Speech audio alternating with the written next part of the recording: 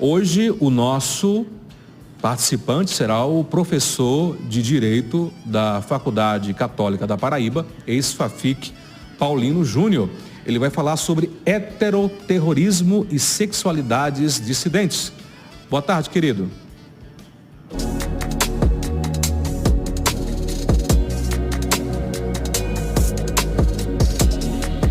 Oi pessoal, que bom estar de volta aqui com vocês nessa coluna, mensal, Direitos e Deveres. Desta vez encerrando o mês de fevereiro, um mês muito importante porque tivemos festejos de carnaval, festa de cultura popular, e eu me sinto muito feliz e lisonjeado em poder contribuir com esse programa aqui do meu amigo Caliel Conrado, que sempre diversifica a sua audiência e nos oportuniza a democratização do conhecimento. Eu sou Paulino Júnior, sou professor de Direito e também sou ativista na área de diversidade. E eu espero poder introjetar aqui algumas pautas para que a gente possa refletir em conjunto sobre os nossos direitos, mas também sobre os nossos deveres. Pois bem, eu acabei falando sobre a ocorrência do Carnaval e nós tivemos uma festa muito bonita em todo o Brasil, evidentemente, onde a cultura brasileira veio à tona através de muitos estados, que tiveram festividades televisionadas ao longo de todo esse período, do Carnaval. Dentro dessas festividades, nós precisamos atentar também para algumas questões que nos fazem refletir à medida em que a gente participa ou enxerga, de fora, acompanhando aquilo que a TV e que a internet nos mostrou. E como eu sou um curioso, e um estudioso acerca da diversidade de gênero, eu fico me perguntando sobre como está o respeito aos direitos das pessoas de sexualidades e corpos dissidentes. E aí essa dissidência de sexualidade faz com que a gente não considere aquilo que é diferente. E é diferente porque compulsoriamente a heteronormatividade nos foi imposta.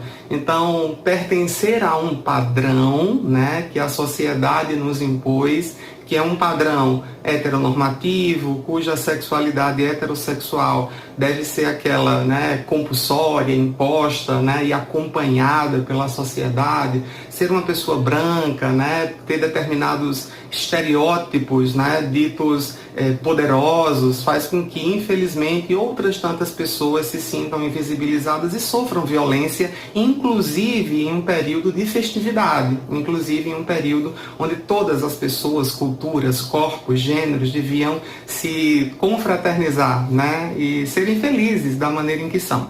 E aí, infelizmente, nós temos muitos índices de violência, nós temos muitos índices de assédio também, sobretudo contra pessoas vulnerabilizadas, em situação de vulnerabilidade social. E aí entram mulheres, crianças e adolescentes, infelizmente, e pessoas LGBTs, que é o foco desse bate-papo da gente hoje, Em se tratando disso, eu trago também à tona um termo que eu conheci recentemente através da professora maravilhosa Berenice Bento. Berenice Bento é uma estudiosa de questões étnico-raciais aqui no Brasil, é uma das pioneiras nesses estudos, e merece toda a nossa reverência e aplauso. E ela traz um termo também ligado a esses grupos minoritários chamado heteroterrorismo. E a gente está vivendo um momento ainda de muita polarização, de muita violência contra determinadas minorias sexuais. Eu já disse aqui nesse espaço que as minorias não são consideradas em termos quantitativos, mas elas são assim denominadas porque possuem menos direitos reconhecidos pelo Estado e, evidentemente, estão mais suscetíveis à violência, ao cometimento de violência e ao desrespeito de toda sorte. Então a gente precisa falar sobre essas minorias sexuais, porque elas ainda não possuem os mesmos direitos reconhecidos e as mesmas condições de competição e oportunidades que as outras pessoas, Então por isso a gente costuma trazer sempre esses assuntos aqui, para que possam ser discutidos de uma forma ampla, democrática, que a gente possa reconhecer em que medida podemos colaborar com essa transformação paradigmática, essa transformação que acontece dentro da sociedade e a partir das nossas próprias ações. Acerca desse termo, heteroterrorismo, ela faz uma analogia, né, uma metáfora de uma maneira muito bem elaborada sobre como o extermínio dessa população foi pensado ao longo da história. Então, se nós pegarmos desde a época em que as sexualidades dissidentes, né, portanto aquelas não heterossexuais, foram percebidas como doença, né, transtornos mentais, como essas pessoas eram submetidas a tratamentos desumanos, degradantes, né, como essas pessoas eram submetidas à lobotomia, essas pessoas ficavam praticamente em condições vegetativas, eram trancadas em hospícios ou eram segregadas pelas suas famílias, expulsas dos seus ambientes naturais, dos seus habitats naturais, né, dos seus lugares de pertencimento. Como essas pessoas, até hoje, elas são assassinadas de forma violenta no nosso país.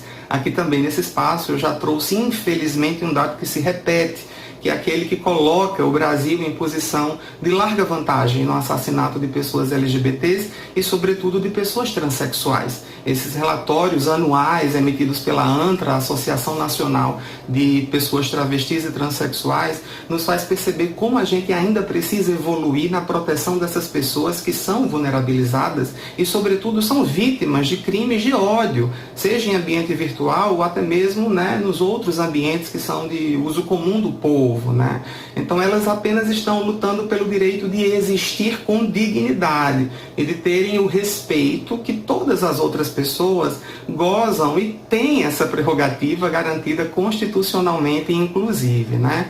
Então é preciso a gente pensar como é que essa estrutura composta por Estado, composta por setores privados, composta por nós que fazemos parte da sociedade, ainda alimenta esse heteroterrorismo, essa aniquilação dessas pessoas pelo simples fato delas serem quem elas são, pelo simples fato de exercerem uma sexualidade não convencional, abre aspas, fecha aspas, não é? Não tradicional, imposta pela sociedade, ou por elas terem uma identidade de gênero diferente daquela designada pelo seu sexo biológico.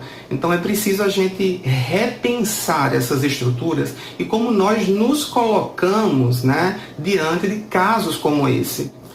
Não basta apenas não ser homofóbico, não ser transfóbico. É preciso que nós todos sejamos anti-homofobia, anti-homotransfobia, para que essas pessoas possam ter a sua dignidade garantida e para que a gente saia desses marcadores sociais tão violentos, né? Sobretudo contra uma parcela da sociedade específica que são as minorias sexuais. Mas é preciso também que nós, enquanto cidadãos, né, componentes desse corpo social, entendamos um pouco da nossa necessária participação nesse processo transformador. É preciso que a gente compreenda como é importante ser aliado dessas causas e ser uma ponte para que essas pessoas que, infelizmente, não têm voz, não têm a representatividade devida por conta de todos esses atravessamentos culturais e estruturais, possam ser ouvidas e ser observadas e vistas e, sobretudo, respeitadas com seus direitos garantidos e com a sua liberdade também assegurada pelo Estado. É preciso que elas sejam acolhidas por nós que compomos a sociedade e que temos, né, a oportunidade de ter protagonismo, emprego, trabalho, comida, e infelizmente essas pessoas não têm. Então é preciso que a gente consiga desarticular essa estrutura que oprime, que mata, que silencia essas pessoas pelo simples fato de serem quem são. Por mais Berenice Bento, por mais outros tantos autores e tantas outras pessoas que estão engajadas, né, na emancipação e na proteção daqueles que não têm condições de exercer essa proteção sozinhos. E que a gente, né, consiga entender e compreender as múltiplas diversidades e toda a pluralidade que compõe a nossa sociedade, que é democrática e que deve ser representativa. Um grande abraço, eu espero ter plantado uma semente de reflexão e estou à disposição de todas e todos os ouvintes aqui do programa do querido Caliel para que a gente possa continuar esse papo em outros momentos também. Até lá e um grande abraço a todos.